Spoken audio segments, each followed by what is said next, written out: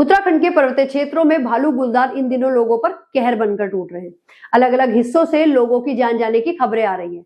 सरकार पल्ला झाड़ रही है, लोगों के लिए सलाह दी जा रही है कि वे जंगल न जाएं। वैसे सरकार हर जगह ही पल्ला झाड़ने की कोशिश में है। पहाड़ में भालू गुलदार बेलगाम है तो मैदान में चैंपियन पुत्र। खुलेआम गुंडागर्दी करने वाला चैंपियन पुत्र रहबार दे रहा है कि जिसकी चलती है उसकी क्या गलती है।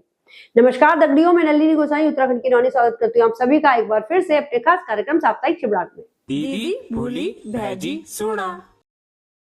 वर्षों पहले नेगीदा का एक गाना आया था, तोपची जसपाल राणा शिस्त साध दे। उत्तराखंड में बागे लग्यूं बागे मारी दे। इस गाने में मनसुआक बाघ मारने की अपील की गई थी। वर्तमान में इस अपील का दायरा बढ़ चुका है। बाघ, गुलदार, भालू सब मनसुआक बने हुए हैं। क्या पौड़ी क्या चमोली, सब जगह से लोगों की खौफ की कहानी सामने आ रही है। पौड़ी के पोखड़ा ब्लॉक के एक प्राइमरी स्कूल को तो गुलदार के डर से दूसरी जगह शिफ्ट करना पड़ा है। लोगों के निशाने पर सरकार और उसके मंत्री आ रहे हैं। कैबिनेट मंत्री सतपाल महाराज का चौबट्टाखाल विधानसभा क्षेत्र सबसे ज्यादा प्रभावित क्षेत्रों में से एक है। इसलिए महाराज जी के लिए तो सोशल मीडिया में लोगों की जबरदस्त खुन्नस निकल रही है। इस चुनौतीपूर्ण स्थिति में वन मंत्री सुबोध उनियाल की भी तलाश की जा रही है, जो कि प्रभावी भूमिका निभाते हुए कहीं दिख नहीं रहे। वैसे गुलदार भालू छुट्टा घूमकर जिस तरह से पहाड़ में लोगों का जीना हराम किए हुए हैं, वैसे ही मैदान में सफेदपोश असामाजिक तत्वों का हाल है। बीते सप्ताह की राजधानी देहरादून की घटना से तो यही पता चलता है। खानपुर के पूर्व विधायक कुंवर प्रणव सिंह चैंपियन ने इस बार खुद तो कोई गुल नहीं खिलाया, लेकिन उनके बेटे दिव्य प्रताप ने जरूर गुंडागर्दी का नमूना पेश किया है।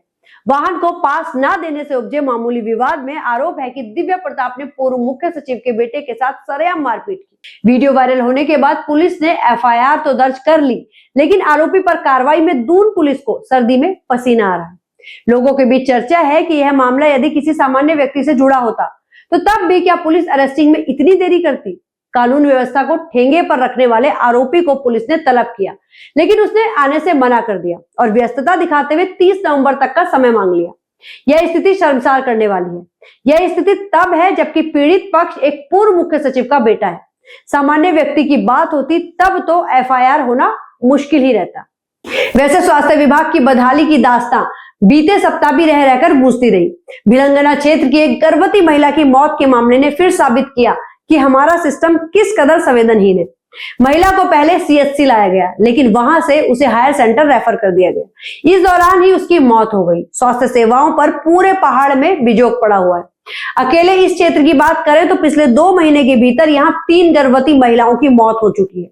संस्थागत प्रसव को बढ़ावा देने का ढोल पीटने वाली सरकार के इंतजामों की रोजाना पोल खुल रही है।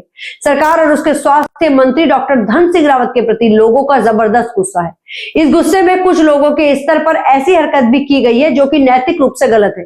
सोशल मीडिया पर स्वास्थ्य मंत्री की मौत की खबरें चलाई जा रही है। आश्चर्य की बात यह है कि ऐसे तत्वों के खिलाफ अभी तक कहीं भी पुलिस प्रशासन ने कोई कार्रवाई नहीं की है। अब उपनल कर्मचारियों के आंदोलन की बात। राजधानी देहरादून में उपनल के 22,000 से ज्यादा कर्मचारी परेड ग्राउंड के पास डेरा जमाए हुए हैं। इस कारण सरकारी विभागों में कामकाज प्रभावित हो रहा है।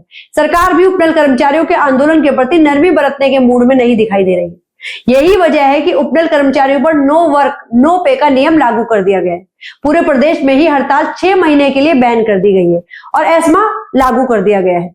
इन स्थितियों के बीच हाईकोर्ट ने सरकार से पूछा है कि कर्मचारियों के नियमितीकरण के संबंध में क्या कार्रवाई हुई है।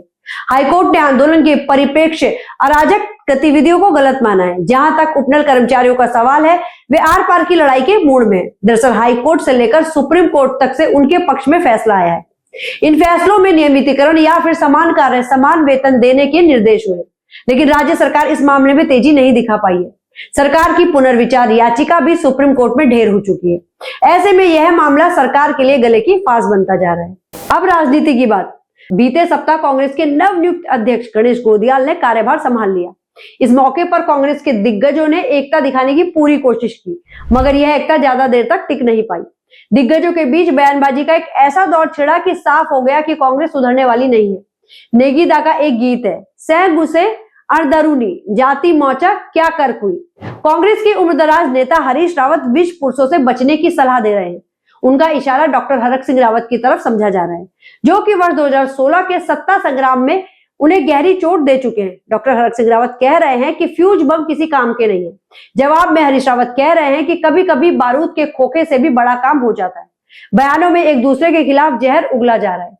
समझा जा सकता है कि कांग्रेस के लिए अभी दिल्ली कितनी दूर है। राजनीति की बात चली है तो भगतदा का एक वीडियो भी वायरल हो रहा है। इस वीडियो में भगतदा सरकार के स्थायित्व पर जोर शोर से बात कर रहे हैं। सोशल मीडिया पर अब लोग भगतदा को ट्रोल कर रहे हैं। लोग याद दिला रहे हैं कि किस तरह से भगतदा ने राज्य गठन के तुरंत बाद स्वामी सरकार को अस्थिर करने के प्रयास किए थे।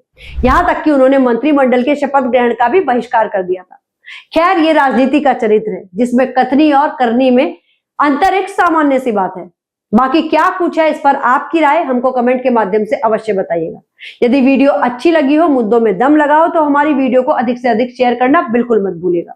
तो मिलते हैं अगले साप्ताहिक चिबलाट कार्यक्रम के साथ। तब तक अपना और अपनों का ख्याल रखिएगा। धन्यवाद।